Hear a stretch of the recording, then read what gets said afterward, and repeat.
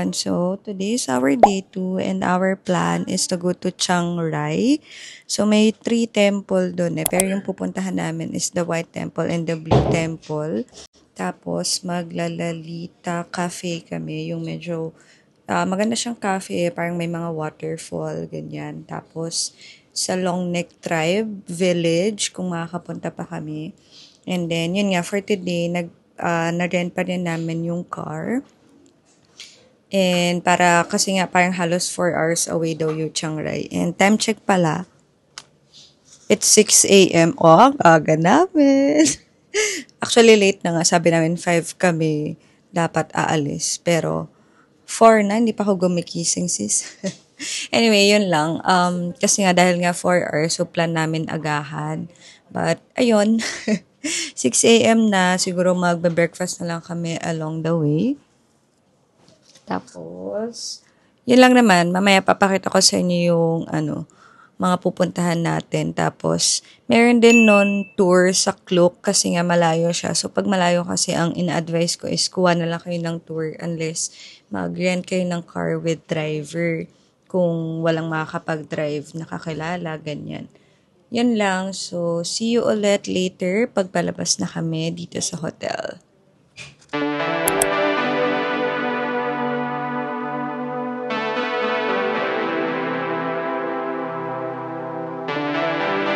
Guys, stopover lang muna kami here para mag-breakfast kasi hindi pa kami kumain. Parang karinderya lang siya.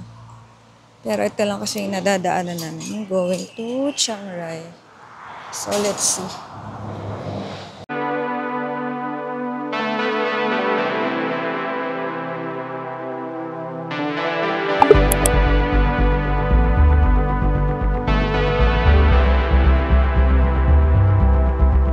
Guys, we are finally here sa first stop, yung White Temple.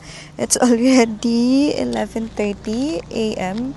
Sobrang haba nung biyahe pala. And then may mga stopover kasi kami ng mga twice ata kasi nga mahaba yung biyahe. But yun, we'll check lang kung may entrance fee and then we'll go inside na.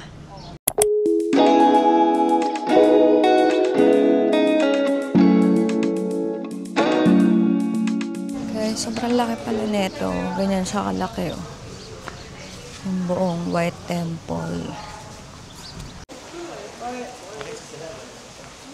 Wow! So white!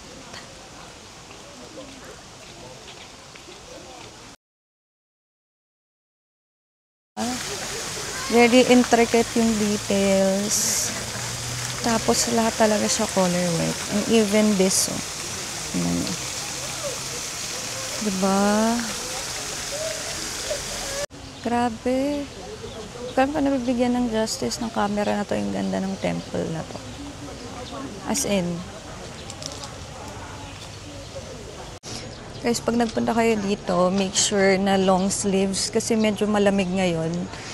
So, yun din. Pero kasi, di ba, pagpapasok ka naman sa temple, dapat mga may sleeve, ganyan, hindi maiksing palda. Tsaka yun nga, ang lamig dito ngayon. As in, parang Baguio levels lang naman siya na 23 degrees. So, mga light jacket pwede na. Guys, pag nag-Chiang Mai talaga kayo, make sure na puntahan nyo to kahit ang layo.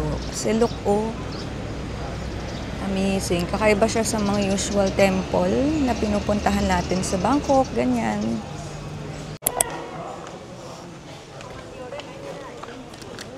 Guys, may payment na 100 baht yung pag-enter dito sa mismong temple.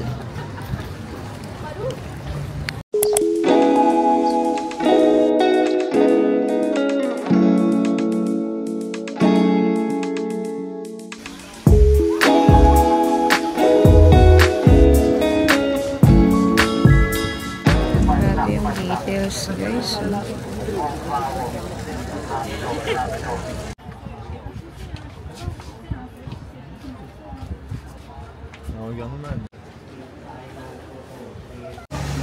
Sobrang ganda, guys. Grabe the details. Marami ring spot for pictures, but yun lang, marami ring ding tao. So, yun.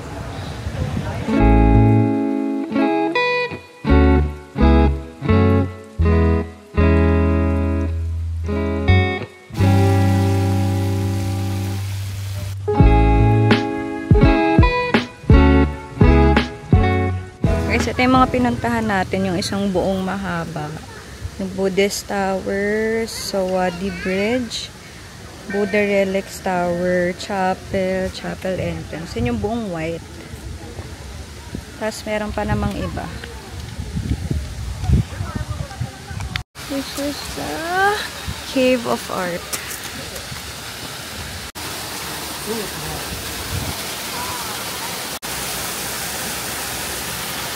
Ang galing. Ba't iba yung shape niya dito? Wala yung entrance nga guys. May 50 baht. Kasi meron pa sa loob ng ganitong itsura. Pero naka-lunch break siya. So,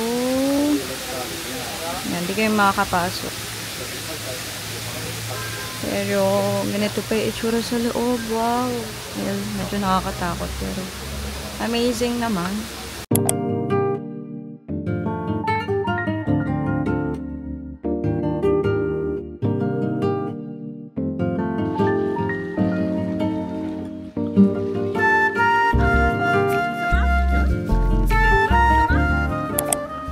Social ng toilet dito. Ito na yung golden toilet.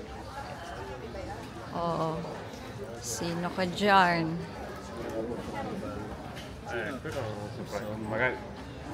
Guys, dyan na kami sa White Temple. Siguro mga 1.5 hours kami. Ang daming tao din sa mismong White na temple. Pero malaki kasi yung area niya. Di ba yung mga nakita natin na may cave, may golden na temple din, ganyan. Pati yung toilet nila ay golden. So, yun, malawak naman yung area, but yung pinaka-white temple na is sobrang daming tao. So, medyo mahirap mag-picture. So, kanya-kanyang diskarte na lang. Alam ko, magla-lunch na. So, pupunta kami sa isang cafe. Tapos, doon kami magla-lunch muna bago puntahan yung Blue Temple. Dito tayo magla-lunch sa Lalita Cafe. So, if mag-entrance ka lang, pwede naman. May entrance fee lang na 60 baht for adult and then 40 baht for kid. Tapos, may kainan na rin sa loob. So, yun. Pwede na kayo dito mag-lunch kung galing kayo ng White Temple.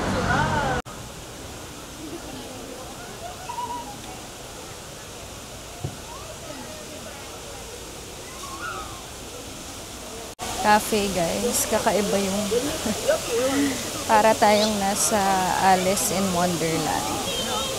Kakaiba siya. Oh, amazing.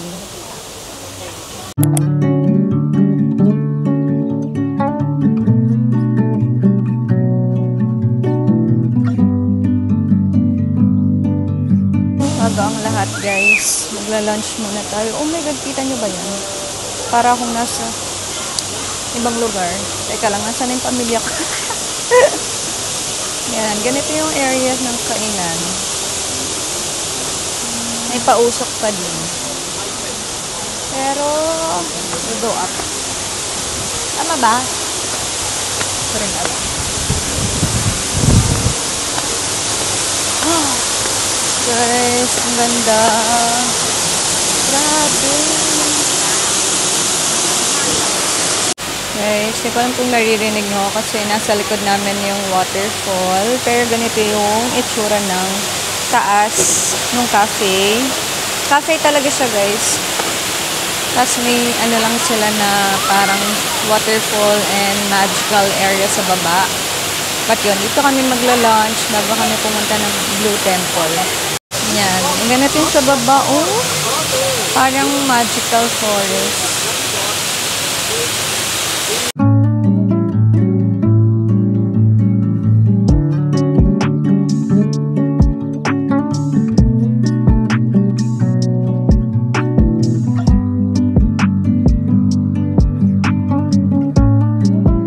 We're done with lunch. So, ikot ulit kami dito sa baba para mag-picture-picture.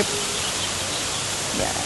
Pwede ka palang pumasok dito nang hindi ka kakain. Parang 50 baht yung entrance fee. And then, yun, kung kakain ka, not sure if mababawas yung entrance eh. Pero yun, kahit hindi ka kakain, kung gusto mo lang mag-picture-picture dito, ay pwede. Grabe naman ko. Para tayong kukunoy ni Lord.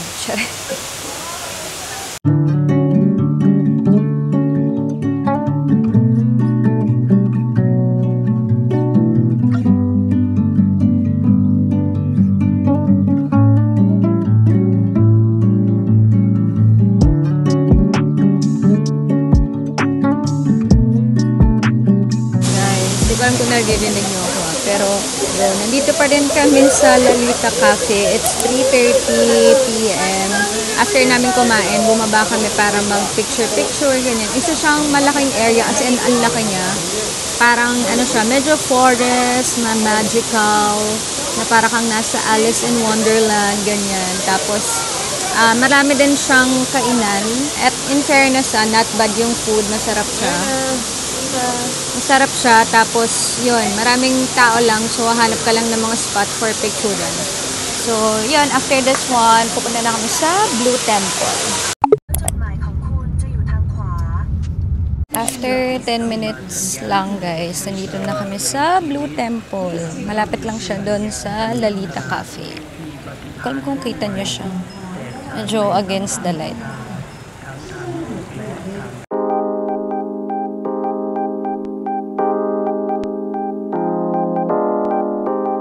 Guys, ito, pag nagpupunta ka ng temple, kailangan tanggalin yung shoes.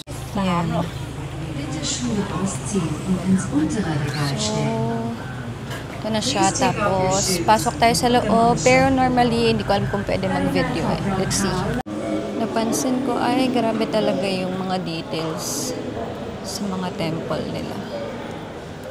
Very intricate yung mga design. Grabe yung painting dito. Sa taas hanggang sa ceiling, guys.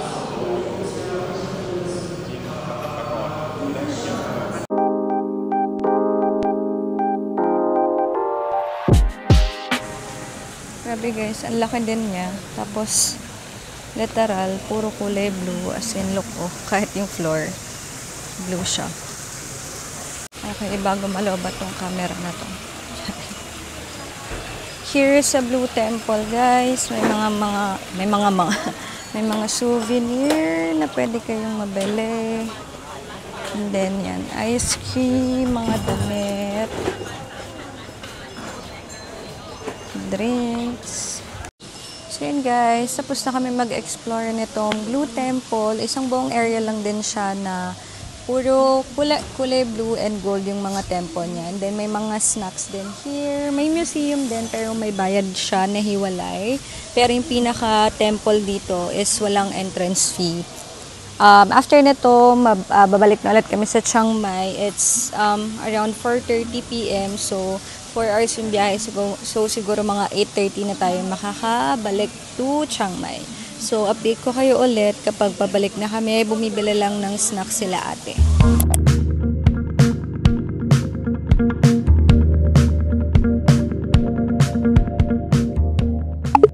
Hey guys! Good evening. It's 8 p.m. Kakarating lang namin dito sa hotel.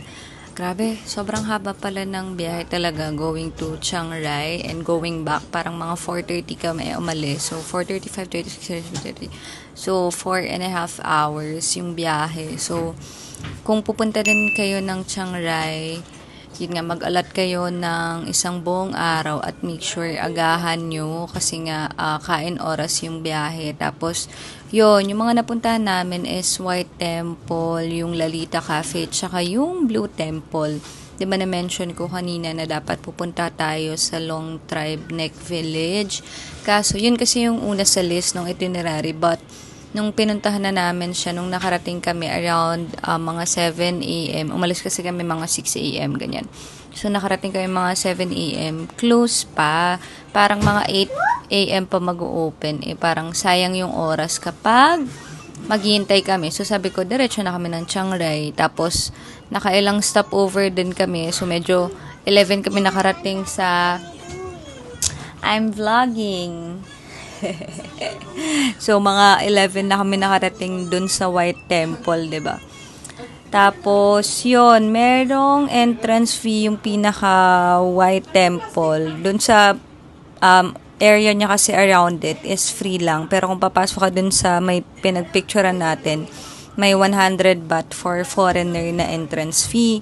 So, yun, okay lang naman. Tapos, maganda talaga siya, as in, very white. Tapos parang white silver yung color nung temple. Tapos very intricate yung design, ganyan, very modern, tapos talagang pinag-isipan. Tapos, parang buhay pa yung nag-design nung nagpatayo nun. And then, yun, nagpicture-picture lang kami, tapos mga 12:30 or 1, ganyan, pumunta na kami sa Lalita Cafe. Doon kami nag-lunch. Tapos kapag papasok, ano na kasi siya, parang cafe na, forest, ganyan, very magical.